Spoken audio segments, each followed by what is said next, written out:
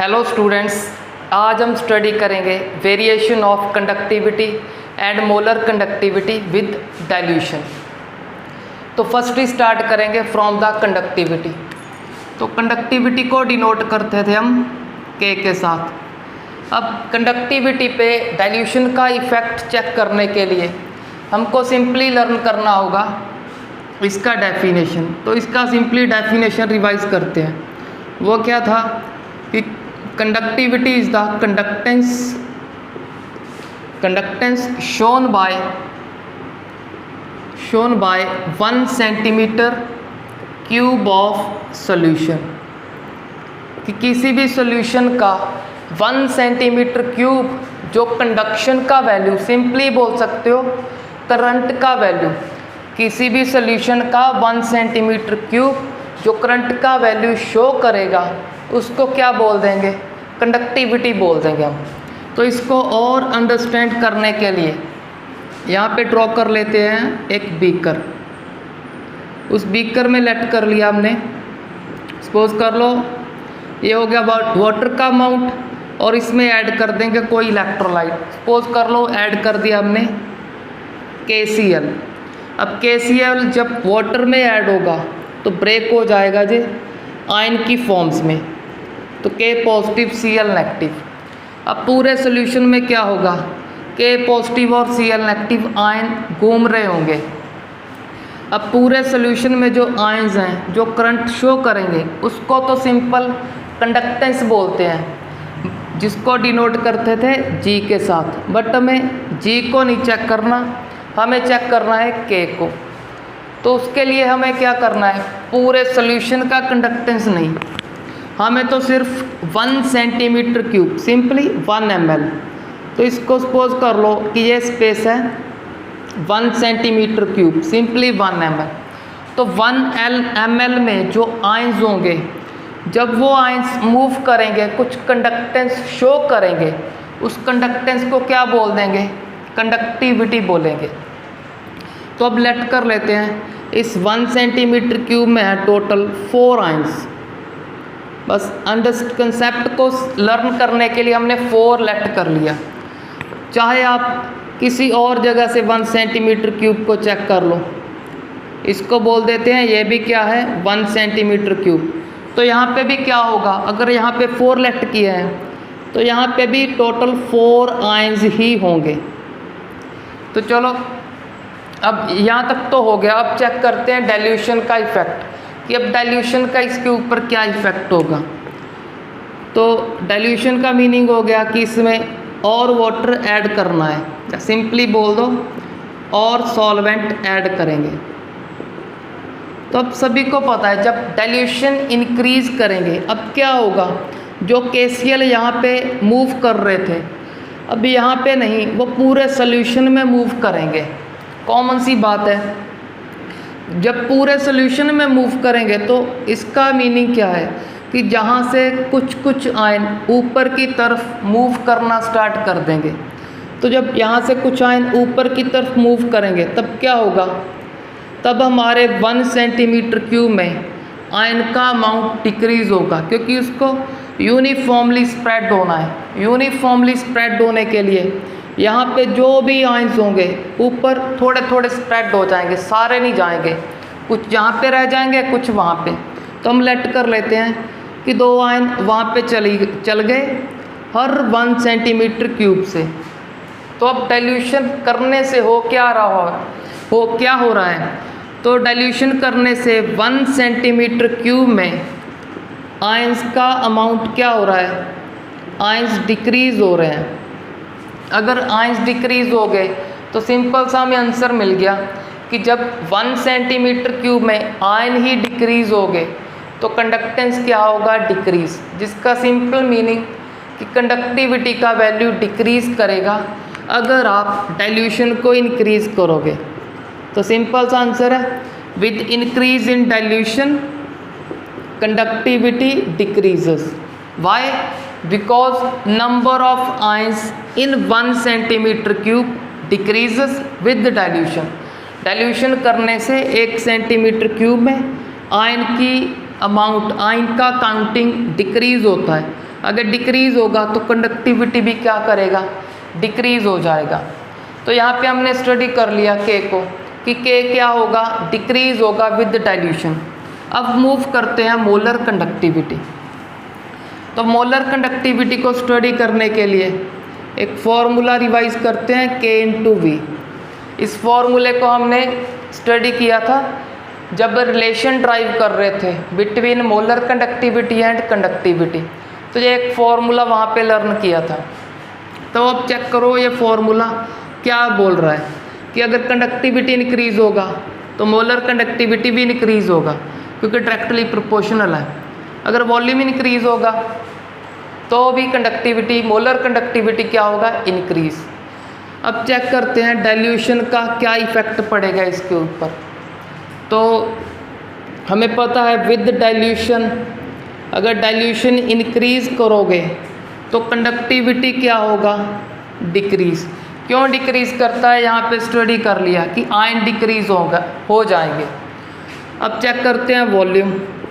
अगर dilution increase करोगे तो वॉल्यूम क्या होगा, सीधा डायरेक्टली चेक कर लो कि पहले इतना वॉल्यूम था, अगर डाइल्यूशन इंक्रीज़ किया तो वॉल्यूम क्या हो गया, सिंपल सा कंसेप्ट है, इंक्रीज़ हो गया।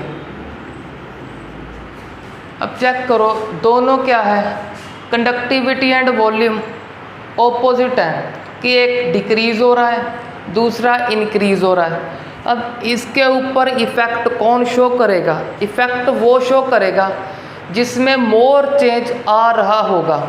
तो उसको लर्न करने के लिए क्या करेंगे, हम उसको चेक करते हैं। तो उसके लिए सिंपली आपको ये लर्न करना है कि कंडक्टिविटी डिक्रीज़ तो होगा but decrease in conductivity is very small.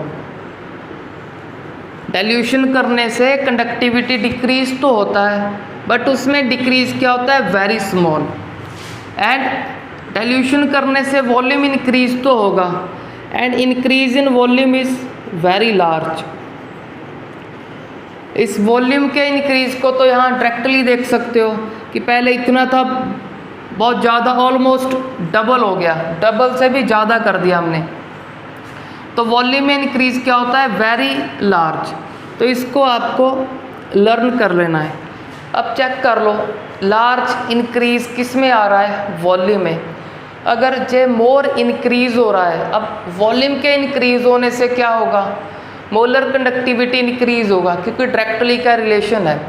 अब वॉल्यूम इंक्रीज़ तो सिंपल सा आंसर मिल गया, मोलर कंडक्टिविटी क्या होगा, इंक्रीज़ होगा।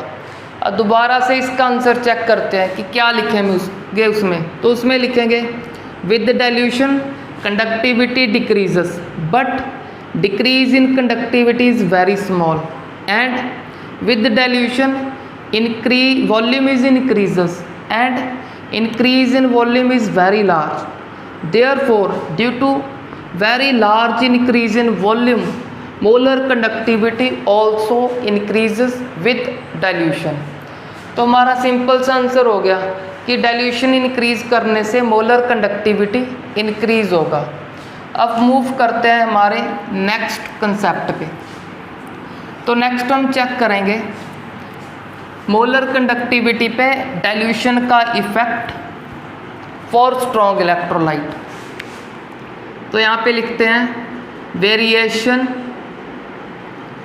Of molar conductivity with dilution और concentration for strong electrolyte, for strong electrolyte. तो स्ट्रॉन्ग इलेक्ट्रोलाइट के लिए चेक करेंगे।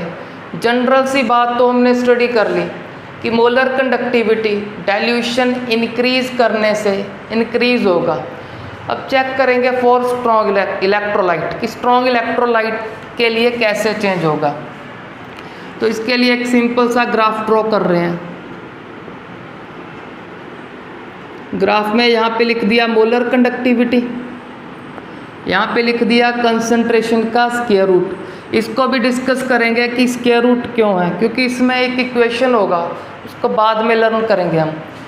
फर्स्टली हम चेक करते हैं कि यहाँ पे कंसंट्रेशन है, कंसंट्रेशन एंड डाइल्यूशन क्या होते हैं, ऑपोजिट होते हैं। अगर कंसंट्रेशन इस साइड इंक्रीज होगा, डाइल्यूशन उसका ऑपोजिट इंक्रीज होगा।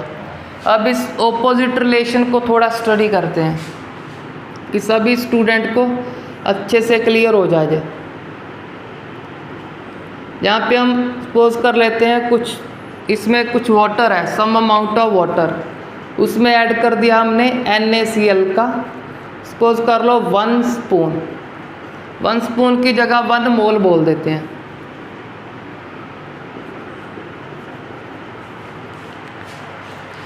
वाटर में क्या ऐड कर दिया, NaCl का 1 मोल ऐड कर दिया। तो अब इस सॉल्यूशन का कंसंट्रेशन क्या हो गया, इसका कंसंट्रेशन हो गया 1 मोल, क्योंकि इसमें 1 मोल ऐड किया हुआ है। अब क्या कर रहा हमको सिंपली NaCl कॉमन सॉल्ट है, इसमें सिंपल कॉमन सॉल्ट ऐड किया है। अब इसको टेस्ट करके देखेंगे हम इस सॉल्यूशन को थोड़ा सा। जब इस सॉल्यूशन को इस वाटर का टेस्ट करेंगे तो हमें क्या फील होगा, थोड़ा खारापन महसूस होगा। अब क्या करेंगे, इसका डाइल्यूशन करेंगे। एक बार टेस्ट कर लिया, हमें टेस्ट होगा खारा, खारेपन के टेस्ट के बाद क्या करेंगे, इसका डाइल्यूशन, डाइल्यूशन मतलब और वाटर ऐड कर देंगे। अब चेक कर लो, जब और वाटर ऐड कर दिया इसमें, फिर इसको थोड़ा शेक कर लेंगे। और वाटर ऐड करने से जब इसको बाद में टेस्ट करेंगे, अब क्या होगा, इसका खारापन कम हो जाएगा। अब खारापन कम होने का मीनिंग ये नहीं है कि हमने 1 मोल को रिमूव कर दिया, या उसमें से कुछ सॉल्ट रिमूव कर लिया, उसमें से कोई सॉल्ट रिमूव नहीं किया। सिंपली क्या किया है, डाइल्यूशन को इंक्रीज़ किया है।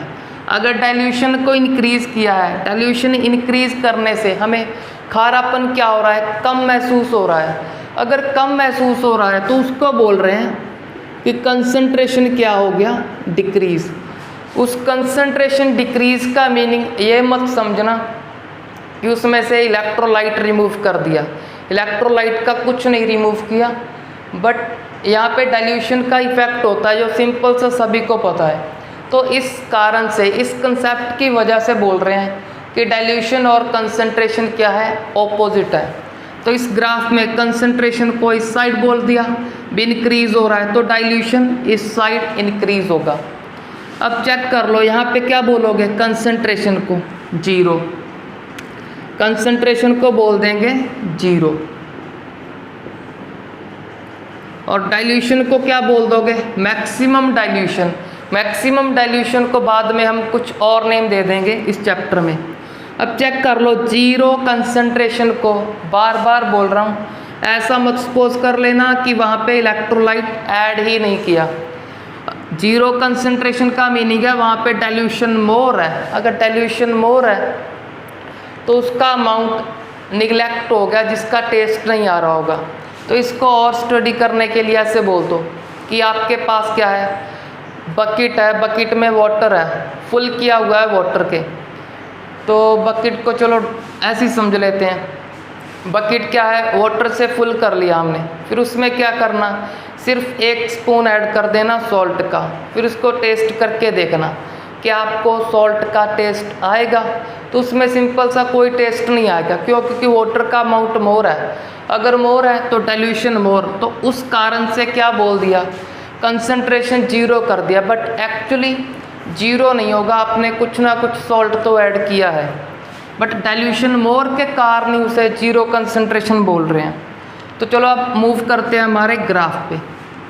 यहाँ पे हमने स्टडी कर लिया ऑपोजिट रिलेशन और 0 कंसंट्रेशन क्या है। अब कोई स्ट्रॉन्ग इलेक्ट्रोलाइट का एग्जाम्पल कंसीडर करते हैं। चलो लेट कर लिया हमने HCl, भी स्ट्रॉन्ग इलेक्ट्रोलाइट है HCl। स्टार्टिंग में बोल दिया कंसंट्रेशन मोर। अगर कंसंट्रेशन मोर, इसका मीनिंग क्या है, कंसंट्रेशन और डाइल्यूशन ऑपोजिट रिलेशन है, तो डाइल्यूशन कम है। अगर डाइल्यूशन कम, यहाँ से वैल्यू चेक कर लो इसका, यहाँ पे मोलर कंडक्टिविटी का वैल्यू होगा। अब क्या करेंगे, इस कंसंट्रेशन को सिंपली उसमें से कोई HCl रिमूव नहीं करेंगे, सिंपली डाइल्यूशन करेंगे, वाटर ऐड करेंगे।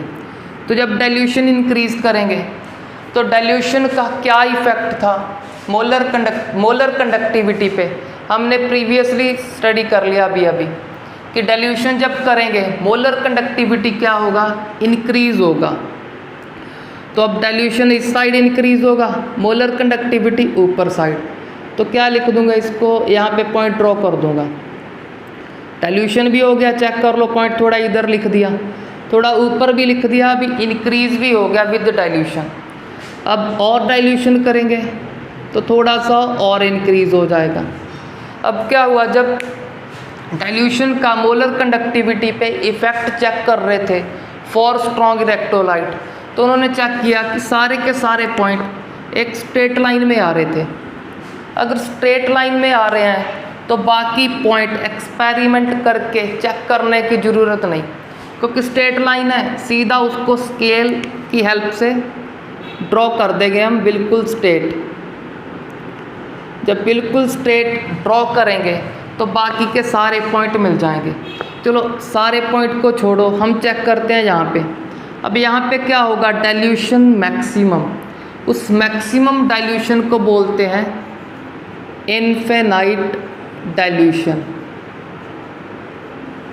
अब चेक कर लो, इनफिनाइट डाइल्यूशन पे जो मोलर कंडक्टिविटी का वैल्यू है उसको बोल देंगे lambda M infinity. Lambda M तो हो गया मोलर कंडक्टिविटी, इन्फिनिटी क्या रिप्रेजेंट कर रहा है, इनफिनाइट डाइल्यूशन को। इसको ऐसे भी लिख सकते हो आप, lambda M naught. Lambda M क्या हो गया, फिर से मोलर कंडक्टिविटी।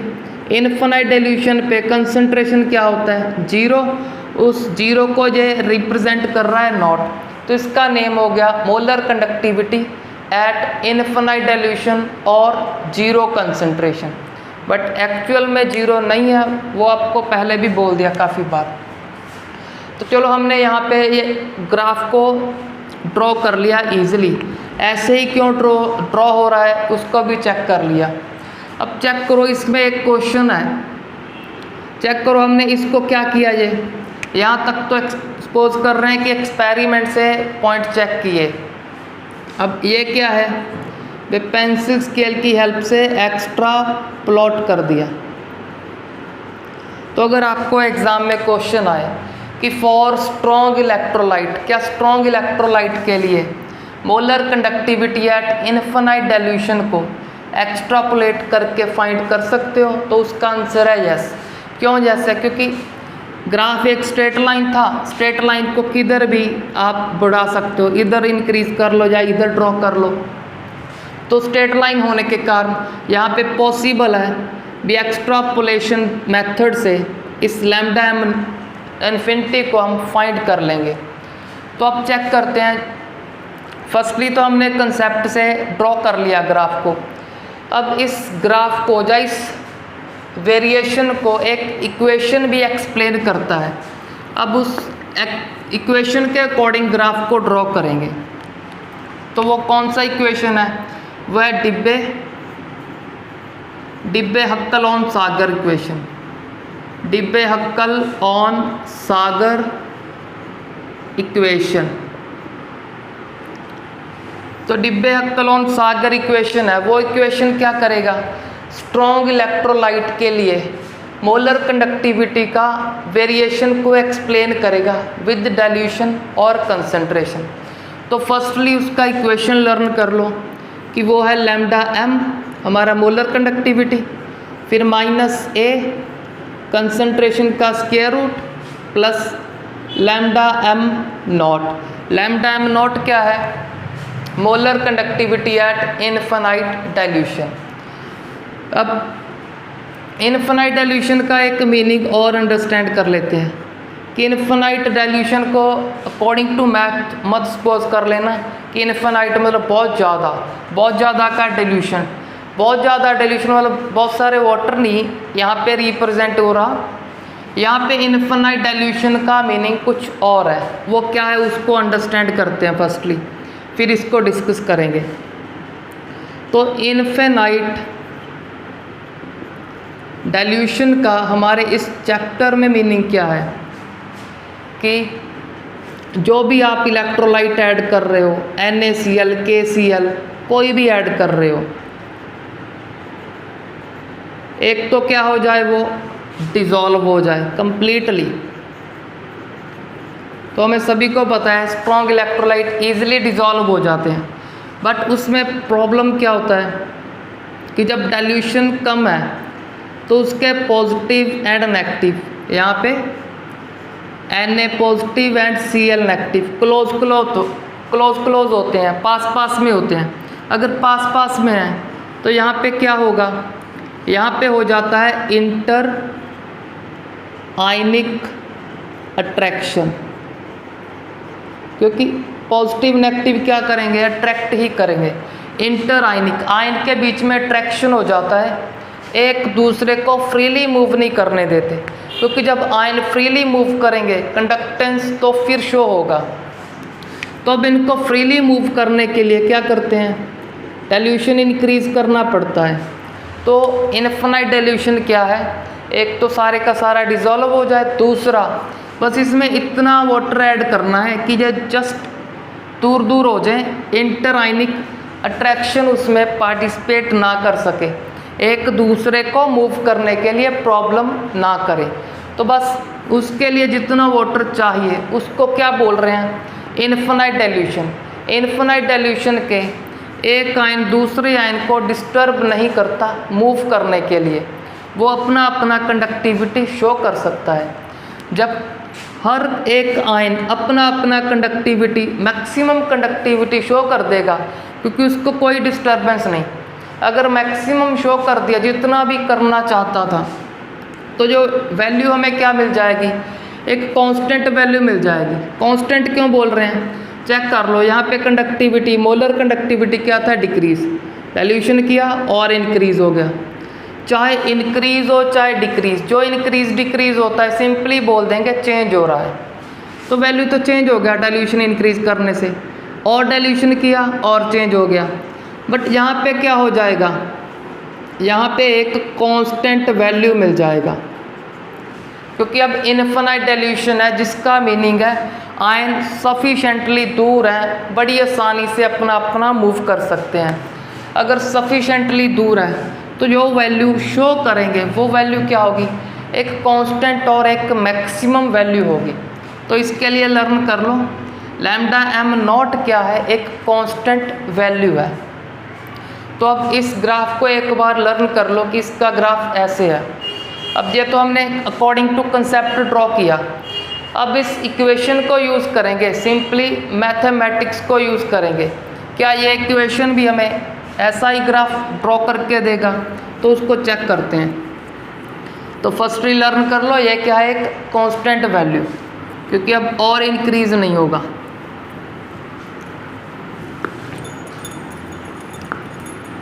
अब इस इक्वेशन से ग्राफ ड्रॉ करने के लिए आपको मैथ का एक इक्वेशन आना चाहिए कि y is equal to mx plus C. इसमें m एंड c क्या है, m तो होता है स्लोप, फर्स्ट तो लर्न कर लो, y is equal to mx plus C क्या है, एक स्ट्रेट लाइन का इक्वेशन है। तो उसमें m क्या होता है, स्लोप, लाइन का स्लोप, c क्या होता है, c होता है y इंटरसेप्ट। अब जिन बच्चों को y इंटरसेप्ट नहीं पता, सिंपल एक स्ट्रेट लाइन y एक्सिस को यहाँ पे कट करती है, उसको y इंटरसेप्ट बोलती है। तो ये लाइन कट करेगी c पे, c का कोई भी वैल्यू हो सकता है, 2, 3, 4 कोई भी। चलो इसको यहाँ पे अंडरस्टैंड करेंगे क्या है इसका मीनिंग। एक तो लर्न कर लिया स्लोप, स्लोप किसको बोलना है, जो x एक्सिस के साथ है। दूसरा y इंटरसेप्ट, y इंटरसेप्ट मतलब y एक्सिस पे कहाँ पे कट करेगी लाइन। दूसरा लर्न कर लो, स्लोप एंड y इंटरसेप्ट दोनों ही क्या है, कांस्टेंट हैं, क्योंकि इसी लाइन को एक बार जैसे ड्रॉ कर दिया वो उसका स्लोप हो गया। अब स्लोप अब चेंज नहीं हो सकता, इसका ढलान जो एक बार स्लोप दे दिया वही रहेगा। अगर लाइन को ऐसे ड्रॉ किया तो इसका ये ही स्लोप रहेगा। अब इसका चेक कर लो, कोई स्लोप नहीं, इसका कोई भी ढलान नहीं है, तो इसका स्लोप हो गया 0। तो स्लोप भी कांस्टेंट होता है। और चेक कर लो, इसको कांस्टेंट क्यों बोला, चेक कर लो, एक लाइन ने जब एक बार कट कर दिया वाई एक्सिस को, अब दोबारा नहीं कट करेगा क्योंकि स्ट्रेट लाइन है। अब ऐसे तो नहीं आ सकता कर्व जैसे, स्ट्रेट है, यहाँ पे कट कर दिया, एक बार कर दिया, तो इसको क्या बोल रहे हैं, कांस्टेंट। तो स्लोप हो गया, इंटरसेप्ट हो गया, दोनों ही क्या होते हैं, कांस्टेंट। अब हमारी इस डिब्बे हक्कलोन सागिर इक्वेशन को इससे कंपेयर करो। जब इससे कंपेयर करोगे हमको पता चल जाएगा कि ग्राफ कैसे ड्रॉ करेंगे। अब जो y की साइड है उसको y एक्सिस पे लिख देंगे। अब y की साइड है मोलर कंडक्टिविटी, तो हमारा y एक्सिस ये होता है y एक्सिस, यहाँ पे आ जाएगा मोलर कंडक्टिविटी। अब x एक्सिस पे कौन आएगा, चेक कर लो, कंसंट्रेशन। कंसंट्रेशन x एक्सिस का काम कर रहा है। अब x एक्सिस के साथ जो होता है वो स्लोप है, तो स्लोप क्या होता है, बेसिकली कांस्टेंट।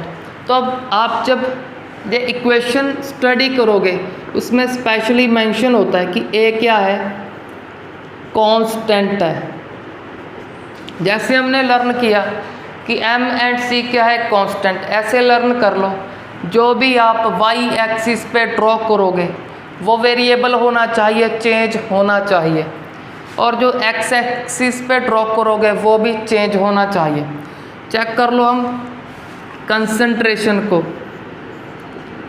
डाइल्यूशन के साथ साथ क्या कर रहे थे, वेरी कर रहे थे, चेंज कर रहे थे कि जैसे जैसे डाइल्यूशन इंक्रीज करेंगे कंसंट्रेशन डिक्रीज होता जाएगा। तो यह भी इंक्रीज डिक्रीज हो रहा है, और मोलर कंडक्टिविटी भी, क्योंकि कंसंट्रेशन या फिर डाइल्यूशन इसको अफेक्ट करती है। तो अब मैथ के अकॉर्डिंग ग्राफ को चेक करते हैं। ये क्या हो गया, lambda M naught, Y intercept, Y हमारा यहाँ पे है, यहाँ पे चेक कर लेते हैं, यहाँ ड्रॉ कर दिया कि ये क्या है हमारा वाई इंटरसेप्ट, जिसका वैल्यू क्या होगा, लैम्डा एम नॉट, जिसको हम बोलते थे molar conductivity eight infinite dilution. अब मैथ क्या बोलता है, चेक करो स्लोप नेगेटिव है या पॉजिटिव। अगर स्लोप होता पॉजिटिव तो लाइन को ऊपर ड्रॉ करते, ऐसे ऊपर की तरफ। अब स्लोप नेगेटिव है तो मैथ बोल रहा है नीचे की तरफ ड्रॉ कर दो। अब कहाँ से ड्रॉ करोगे, इस इंटरसेप्ट से, क्योंकि हमें यह तो पता चल गया कि वाई एक्सिस को कट कहाँ पे करेगा, यहाँ पे। यहाँ से मत स्टार्ट करना, वाई इंटरसेप्ट यहाँ पे है। अब चेक कर लो स्लोप, स्लोप है नेगेटिव तो ग्राफ नीचे की तरफ आ जाएगा।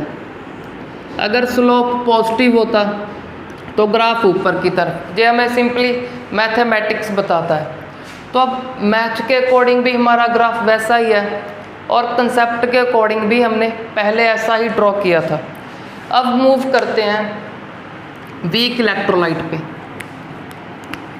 वीक इलेक्ट्रोलाइट, वीक इलेक्ट्रोलाइट किसे बोलते हैं, सिंपली जो कंप्लीटली डिसोशिएट ना हो, लाइक एसिटिक एसिड।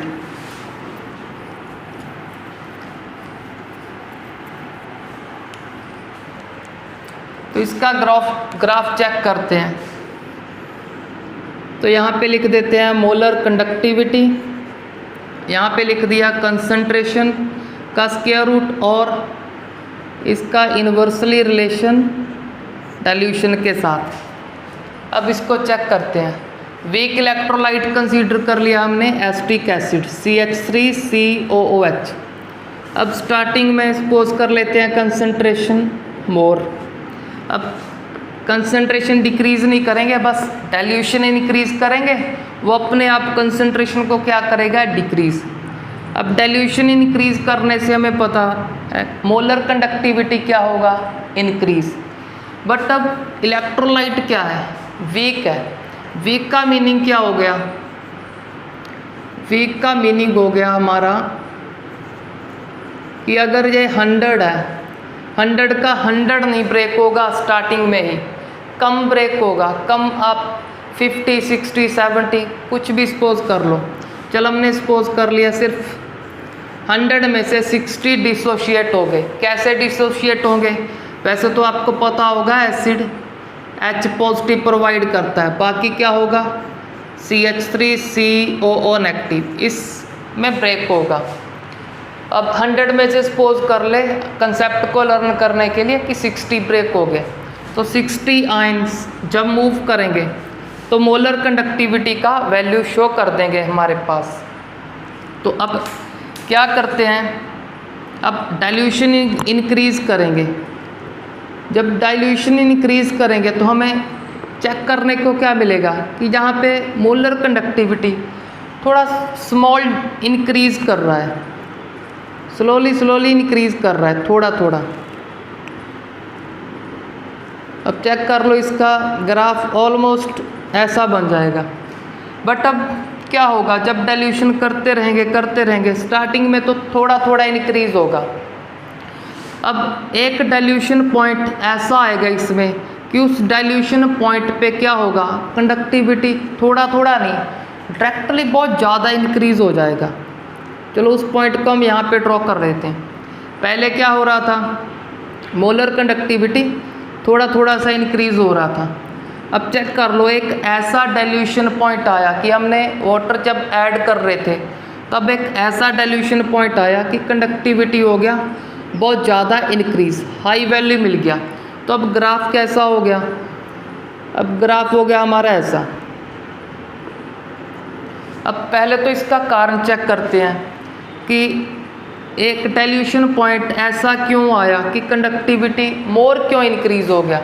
क्योंकि चेक करो, जब पहले आप डाइल्यूशन कर रहे थे हमने क्या सपोज किया कि स्टार्टिंग में 60 ब्रेक हो गए। जब स्टार्टिंग में 60 ब्रेक हो गए, लेट कर लो कि इस स्पेस में क्या थे, इस वॉल्यूम में 60 आयन ब्रेक हो चुके थे। अब उसमें क्या कर रहे हैं, डाइल्यूशन और वाटर ऐड कर रहे हैं। जब और वाटर ऐड करेंगे तब क्या हो रहा होगा, तब सिंपली हमारे जो पॉजिटिव हैं नेगेटिव हैं, H positive and CH3COO negative, जो पॉजिटिव नेगेटिव इसमें है जो वो क्या हो रहे थे, दूर दूर हो रहे थे। अगर दूर दूर हो रहे थे, जो एक दूसरे को डिस्टर्बेंस करते हैं बाय इंटर आयनिक अट्रैक्शन, उसको क्या कर रहे थे हम, डिक्रीज़। अगर डिक्रीज़ कर रहे थे उसके कारण थोड़ा थोड़ा इंक्रीज़ हो रहा था। बट अगर हम डाइल्यूशन करते गए तो हमें एक डाइल्यूशन पॉइंट और मिल गया। वहाँ पे क्या हुआ, जो हमारे पास 60 तो चलो डिसोशिएट हो गए थे, जो हमारे पास 40 आयंस 40 मॉलिक्यूल पेंडिंग थे वो भी क्या हो गए, डिसोशिएट होना स्टार्ट हो गए। अगर उस 40 में से भी और डिसोशिएट हो गए तो हमारे सोल्यूशन में क्या हुआ, बेसिकली आयन इंक्रीज़ हो जाएंगे। अगर आयंस इंक्रीज़ हो गए, उस आयन इंक्रीज़ होने के कारण कंडक्टिविटी क्या हो गया, पहले से बहुत ज़्यादा इंक्रीज़ हो गया। अब क्या हो रहा है, फॉर वीक इलेक्ट्रोलाइट के लिए हमने सभी डिस्कस कर लिया कि पहले थोड़ा थोड़ा इंक्रीज़ क्यों हो रहा था, अब बहुत ज़्यादा इंक्रीज़ क्यों हुआ, क्योंकि एक डाइल्यूशन पॉइंट ऐसा आएगा वहाँ पे जो पेंडिंग मॉलिक्यूल भी क्या हो जाएंगे, आयोनाइज हो जाएंगे। अगर पेंडिंग मॉलिक्यूल भी आयोनाइज होंगे तो हमें मोर आयंस मिलेंगे, मोर आयंस के कारण कंडक्टिविटी भी मोर। अब चेक कर लो, क्या ग्राफ स्ट्रेट लाइन है, अब स्ट्रेट लाइन नहीं है। अगर स्ट्रेट लाइन नहीं है, जब इसको एक्स्ट्रापोलेट करेंगे, एक्स्ट्रापोलेट करने पे इस चेक कर लो, यहाँ पे क्या होता है, इनफिनाइट डाइल्यूशन। इनफिनाइट डाइल्यूशन को कहीं भी कट नहीं करेगा। तो इसके लिए लर्न कर लो कि वीक इलेक्ट्रोलाइट के लिए आप molar conductivity at infinite dilution नहीं फाइंड कर सकते। किस मेथड से, बाय एक्स्ट्रापोलेशन। क्यों, क्योंकि उसका ग्राफ स्ट्रेट नहीं है। क्यों स्ट्रेट नहीं है, ये सारा हमने डिस्कस कर लिया।